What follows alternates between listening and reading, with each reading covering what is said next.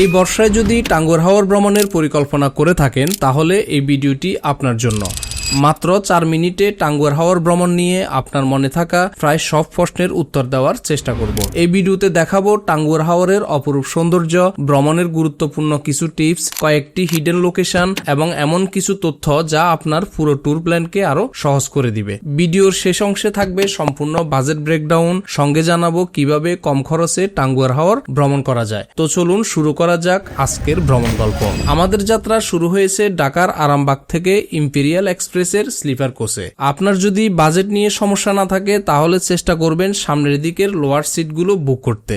ভালো সিট পেতে ভ্রমণের অন্তত 3 থেকে 4 দিন পূর্বে টিকিট কেটে রাখবেন, কারণ ঢাকা সুনামগঞ্জ মহাসড়কের রাস্তার অবস্থা খুবই খারাপ। তাই আরামদায়ক ভ্রমণের জন্য ভালো সিট আগে থেকেই নিশ্চিত করে রাখাই ভালো। সুনামগঞ্জ থেকে তাইরপুর অথবা আনোয়ারঘাটে যাওয়ার প্রধান মাধ্যম হচ্ছে লেগুনা অথবা সিএনজি। খরচ কমাতে চাইলে অন্য কোনো গ্রুপের সঙ্গে শেয়ার করে যেতে পারেন, এতে ভাড়া অনেকটাই কমে যাবে। আমরা পুরো লেগুনা রিজার্ভ করেছিলাম 1200 টাকা দিয়ে। আর যদি 4 থেকে 5 জনের একটা টিম হয়ে থাকে তাহলে একটি সিএনজি রিজার্ভ করলেই হবে, সেক্ষেত্রে ভাড়া পড়বে প্রায় 600 টাকা।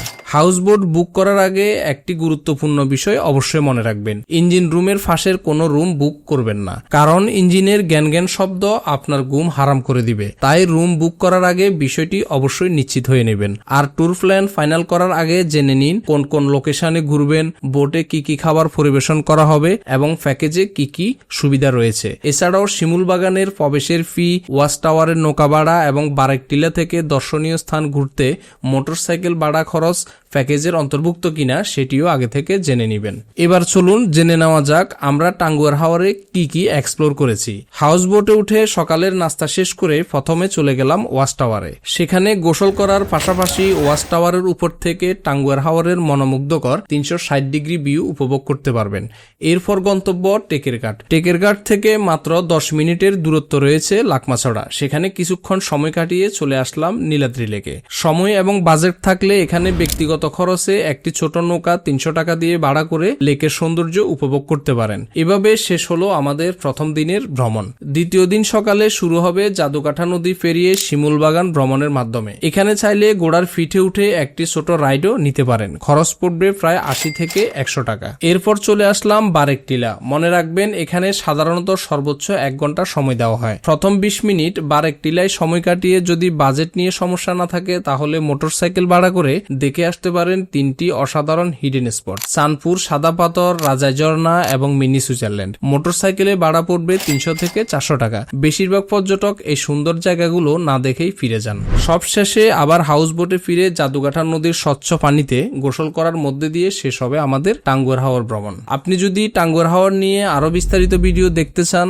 আমার ইউটিউব চ্যানেলের এই ভিডিওটি দেখে আসতে পারেন, যেখানে টাঙ্গুয়ার হাওর নিয়ে আরো বিস্তারিত জানানো হয়েছে, অথবা ডেসক্রিপশন বক্স চেক করলে ভিডিওর লিংক পেয়ে যাবেন। এবার আসুন পুরো ট্যুরের বাজেট জেনে নেওয়া যাক। আমরা যেহেতু একটি প্রিমিয়াম হাউস বোটে ছিলাম তাই আমাদের খরচ তুলনামূলক একটু বেশি হয়েছে। ঢাকা থেকে সুনামগঞ্জ বাস ভাড়া আসা যাওয়া জনপ্রতি 3200 টাকা। সীমান্ততরী হাউস বোটের প্যাকেজ জনপ্রতি 12500 টাকা। সুনামগঞ্জ থেকে তাহিরপুর আসা যাওয়া গাড়ি ভাড়া জনপ্রতি 400 টাকা। অন্যান্য ব্যক্তিগত খরচ প্রায় 1000 টাকা। সব মিলিয়ে আমাদের জনপ্রতি মোট খরচ হয়েছে 17100 টাকা। টাঙ্গুয়ার হাওর ভ্রমণে বের হওয়ার সময় অবশ্যই সঙ্গে রাখবেন কিছু প্রয়োজনীয় ওষুধ, একটি ছাতা এবং সম্ভব হলে একটি রেইনকোট, কারণ বর্ষাকালে হাওরে যে কোনো সময় বৃষ্টি নামতে পারে।